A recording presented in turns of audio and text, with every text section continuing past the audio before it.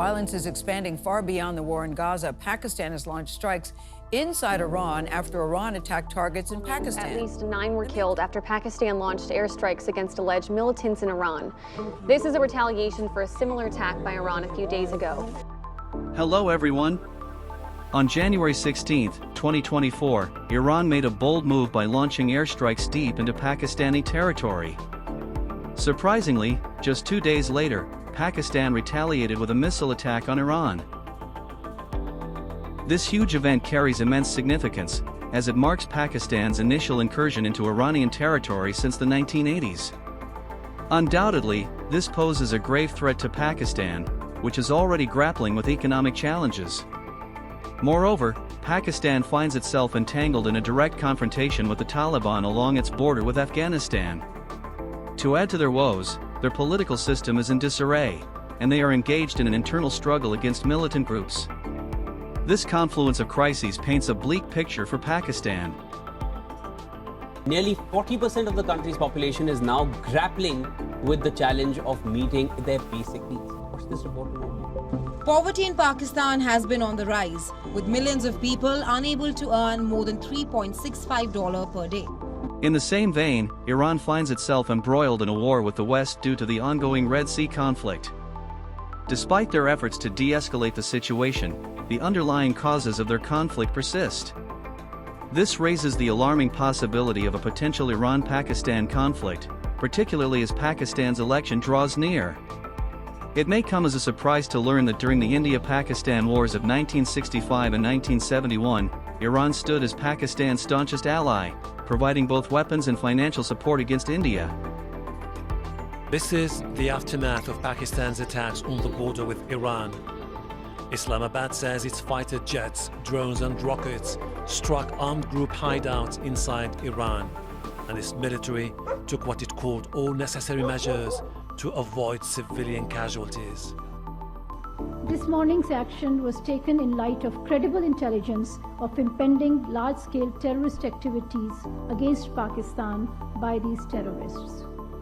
This action is a manifestation of Pakistan's unflinching resolve to protect and defend its national security against all threats. Today, while Iran maintains a strong friendship with India, it finds itself in a bitter rivalry with Pakistan.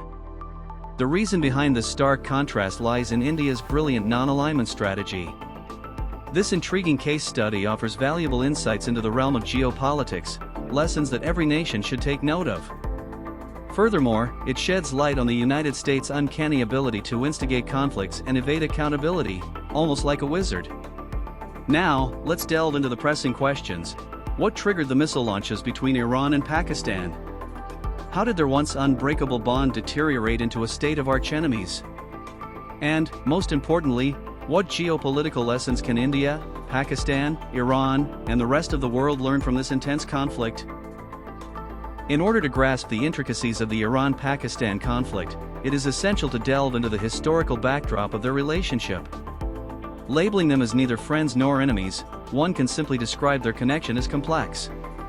Let's embark on a journey back to 1947, the year when Pakistan was formed, to gain a deeper understanding. When Pakistan was established, it quickly gained support from Muslim countries around the world. At that time, Iran was one of the few countries where oil had been discovered, even before Dubai and other Middle Eastern regions. Iran and Pakistan became close allies, with Iran being one of the first countries to recognize Pakistan.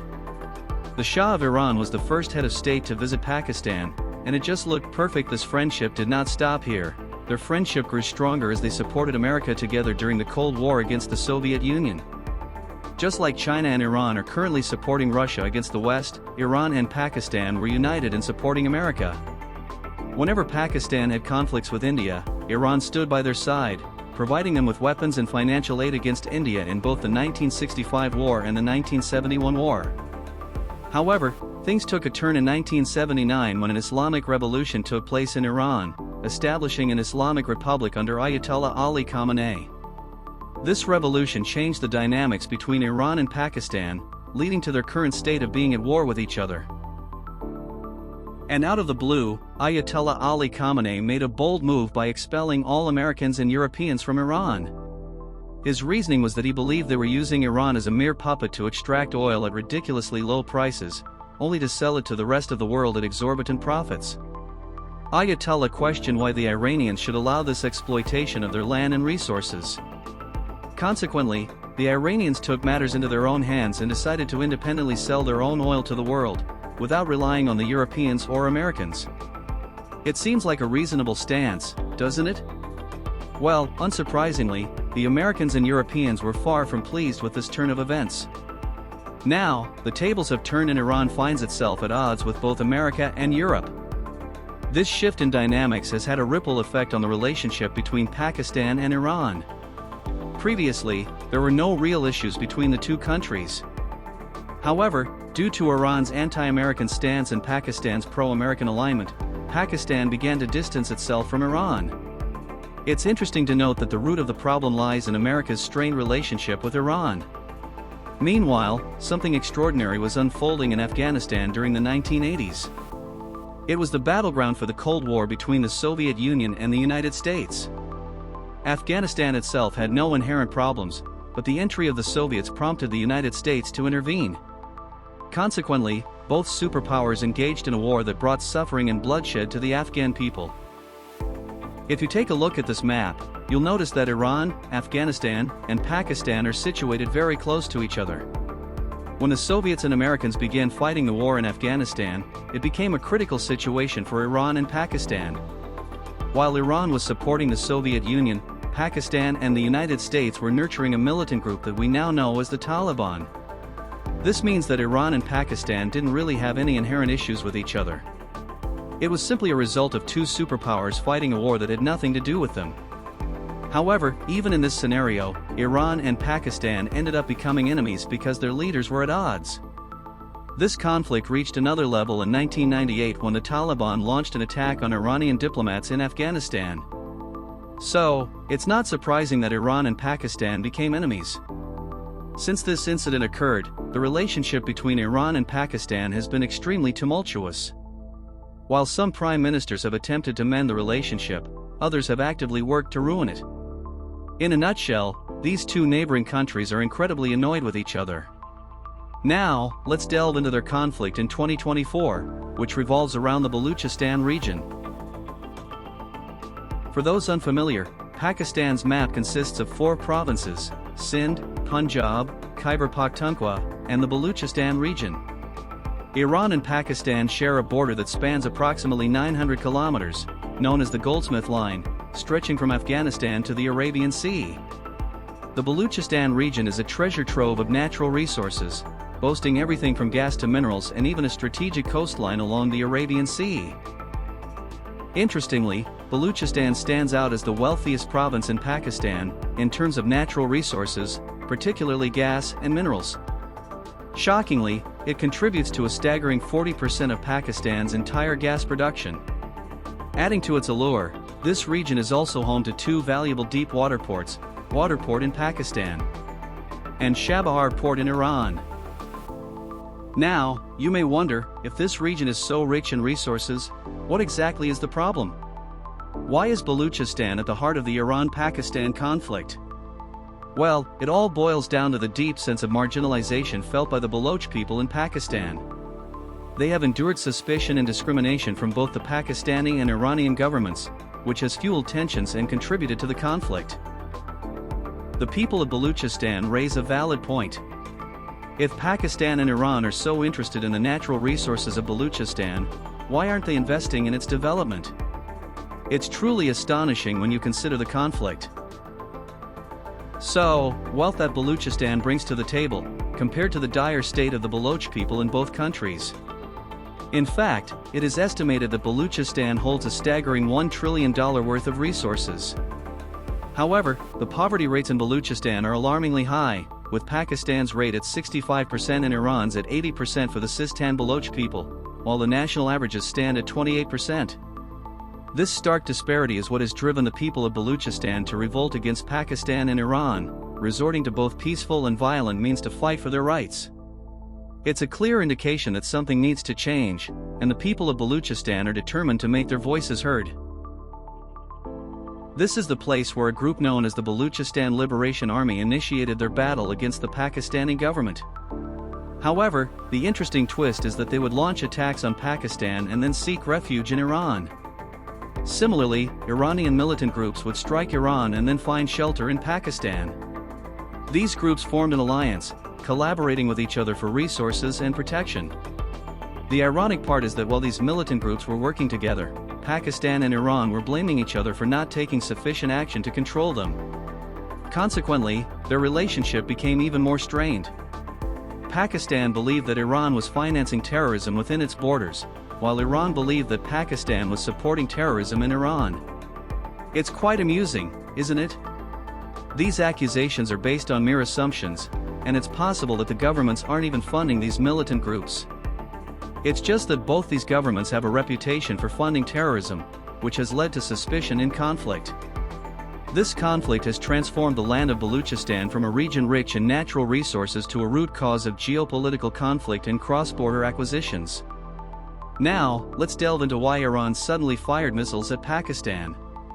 On December 15, 2023, a group called Jaish al-Adal attacked an Iranian police station, resulting in the death of 11 officers and several injuries. This incident triggered Iran's decision to retaliate against Pakistan. Consequently, on January 16, 2024, Iran launched missile strikes into Pakistan's Baluchistan region. In a typical fashion, within a span of 48 hours on January 18, 2024, Pakistan swiftly retaliated by launching their own missiles towards Iran. Not stopping there, they also deployed fighter jets into Iran's Sistan-Baluchistan province. When the global community questioned Iran about their attack on Pakistan, Iran justified their actions by stating that their missiles solely targeted terrorist camps within Pakistan, sparing the innocent civilians. Likewise, Pakistan, in response to Iran's attack, emphasized that their focus was solely on eliminating terrorists and not harming the civilian population in Iran. On January 28, 2024, some gunmen shot dead 9 Pakistani nationals in Sistan-Baluchistan region of Iran, near Pakistani border. Then once again both nations have engaged in blame games regarding terrorist activities on their respective land. This may appear to be a feeble excuse, right? But surprisingly, this is how two powerful nations, one armed with nuclear weapons and the other with immense oil wealth, nearly ignited a war against each other. The alarming part is that even though the war has been defused, the underlying causes of their conflict remain unchanged. These causes include militant activities, the situation in Baluchistan, border security concerns, and opposing alignments towards America. It's a sorrowful tale of how two close allies turn into enemies despite the absence of any real issues. However, my friends, this conflict imparts some crucial lessons in geopolitics and sheds light on how the Western world can sow discord between nations. Every nation, without exception, should take away 3 vital lessons from this narrative.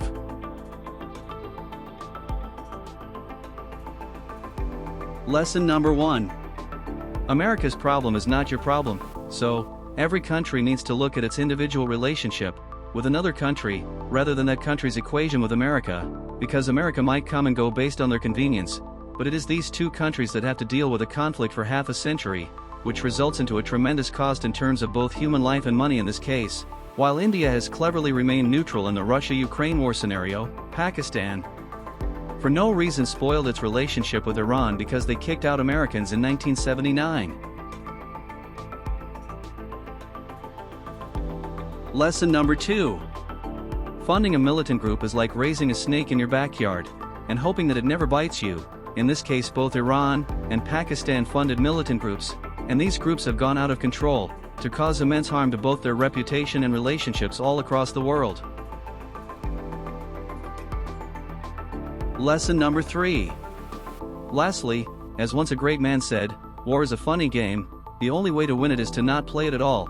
But unfortunately for Pakistan, war has always been a priority over economics, and for the United States, war has always been an instrument of economic growth. These are the dark but brutal lessons from the Iran-Pakistan conflict, and I just hope you learned something new and knowledgeable today.